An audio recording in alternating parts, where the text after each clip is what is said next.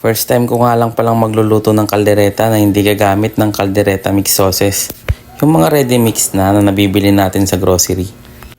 Meron lang akong peanut, toyo, liver spread, butter, keso, patis, tomato paste, patatas, carrots, red bell pepper, at ang ating karne syempre.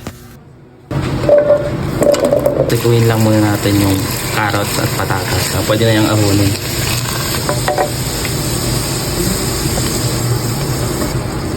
Melt natin konti. Sibuyas, bawang. Magkahalo, takpan. Paminta. Pais. MSG, konti lang. Toyo. Preno. Hindi ko nilahat. 3/4 lang. Lagyan na natin. Konti lang. Pwede na natin tubigan. Mas malambot na yung peanut. Kaya natin yung gulay.